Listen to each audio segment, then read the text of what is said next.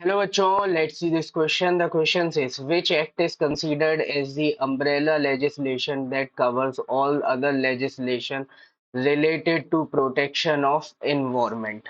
Options are A. Factories Act 1948, B. Environment Protection Act 1986, C. Child Prevention Act 2006, and D. Constitution of India Act 1950.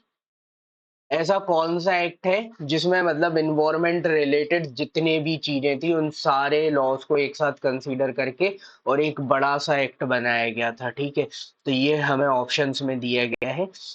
देखो, कभी कभार ना हमें smart work करना होता है, हमें ऑप्शंस में ही आंसर दिख जाता है। जैसे मैं आपको एक छोटा सा एग्जांपल देता हूँ। एक बच्चे को एक क्वेश्चन आया, उसको बोला गया राइट एनी फोर वर्ड्स, किन्हीं भी चार शब्दों को लिखिए। बच्चे से ये क्वेश्चन में पूछा गया, उसने आंसर क्या किया? पहला वर्ड उसने लिख दिया राइट, दूसरा वर्ड लिख दिया एनी, तीसरा वर्ड लिख दिया उसने फोर, और फोर्थ वर्ड लिख दिया वर्ड्स। कितना सही है? क्वेश्चन से ही उसने आंसर निकाल के चार वर्ड्स दे दिए। टीचर ने उसको फुल मार्क्स तो दिए ही, साथ में एक्सीलेंट का रिमार्क भी दिया वहां पे। ठीक है, तो कभी कभी हमें ये दिमाग भी लगाना होता है। अब जैसे यहाँ पे अगर हम ऑप्शंस में देखें, पहला ऑप्शन क्या है? फैक्ट्रीज एक्ट, तो ये तो ऑब्वियसली फैक्ट्री की बात कर रहे हैं यहाँ पे। सेकंड वाला भी छोड़ते हैं, थर्ड पे आते हैं हम। चाइल्ड प्रिवेंशन एक्ट, मतलब बच्चों को कहीं ना कहीं कुछ करने से रोक रहा होगा ना ये। और थर्ड वाले में कॉन्स्टिट्यूशन ऑफ इंडिया की बात हो रही है। तो ये तीन तो यहाँ पे पॉसिबल नहीं हो सकते ना। यहाँ पे बचा एनवायरमेंट प्रोटेक्शन एक्ट, तो इस बेसिस पे हम इसको ही बोलेंगे कि हाँ, एनवायरमेंट की बात हो रही है। तो करेक्ट आंसर जो है हमारा बी, इन्वायरमेंट प्रोटेक्शन एक्ट हो जाना चाहिए। ठीक है, तो यहाँ पे करेक्ट आंसर हमारा है B, environment protection act. B हमारा करेक्ट आंसर है।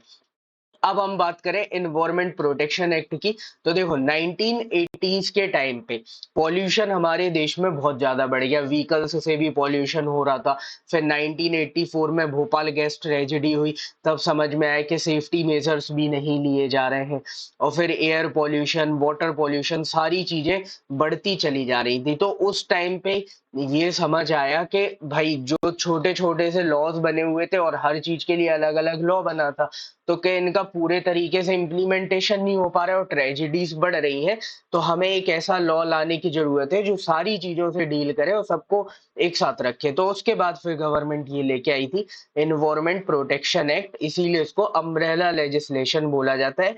क्योंकि पुरानी जो छोटी मोटे जितने भी लेजिस्लेशन थे उन सबको इसने अपने अंदर समराइज कर लिया था यहाँ पे। तो correct answer will be environment protection act 1986। Hope you understood it well. Best of luck. Thank you.